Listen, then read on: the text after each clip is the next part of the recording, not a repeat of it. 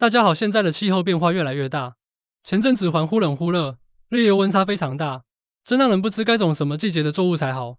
反季节种植区当初的设想与地点选择，是要让冬天的作物延长时间种植，在夏季末的时候可以提早种植秋天的作物，利用环境遮阳的效果来达到降温的效果。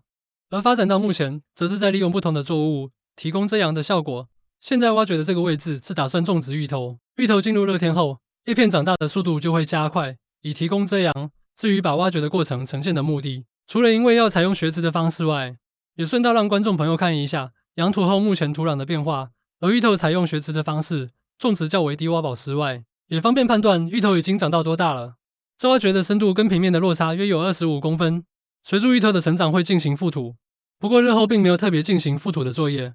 这在浇水与除草时，不管有意或无意，都还是可以将土壤给带下去。当凹槽陆续被填平后，芋头的大小就可以到25公分了。很大的好处是不用盲猜芋头已经长到多大了。这在缺水的时间点，芋头可咸可湿的生长特性，还有绿化环境，有效降低土壤温度的效果。而如果要拿来这样，特别要注意一下日照的方向。没有特别用途的话，种植在日照良好的位置，生长会更为快速。接下来另一侧，日前种植了黄金小白菜，在种植之前，加入了草木灰土测试一下驱除地虫的效果。从小白菜的叶片上坑洞与土壤上出现的跳虫分辨草木灰土驱虫的效果，显然是破功了。所幸别处比较前进的土壤，还有尝试其他不同的小白菜品种，这也是为何会说小白菜很吃种植的时间点。而如果土壤存在这种跳虫，最轻松与建议种植的作物，倒是可以选择莴苣类，不但虫不吃外跳虫，还可以直接变成益虫帮忙施肥。而一旁要进行遮阳的四季豆，生长的算是非常快速，现在只要补上攀爬的主管，就可以自行攀爬了。四季豆的藤蔓比较细，叶片也不属于厚重型，细的主管就非常好用了。插入地底后，只要将上方固定，就可以等待采收了。而如果只是先播种后才做设施，在攀爬型作物长出触须时，就要开始补上攀爬的设施。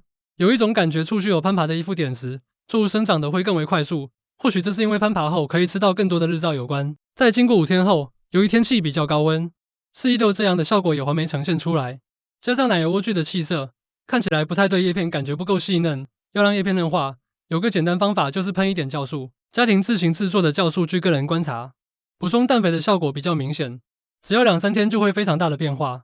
另外酵素据说也有驱虫的效果，于是再继续进行测试。效果花这多时间测试的原因，主要是因为小白菜1年4季都有，但是很挑对的时间点种植非常奇怪。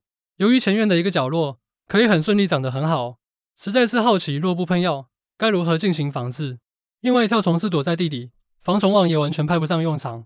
不过因为看到这反季节种植区，透过搭配四季豆种植，看起来会天然网式的外观走，所以在使用酵素之前，先进行水晶冰块育苗。在育苗前一样准备了草木灰土，虽然在驱除跳虫没有显著效果，但还是可以拿来增肥与消毒土壤。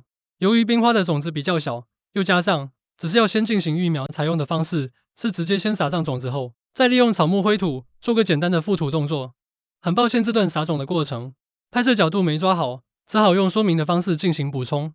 现在喷洒的是稀释过后的酵素，将所有的位置都进行喷洒一遍，据说也有消毒与驱蚊的效果。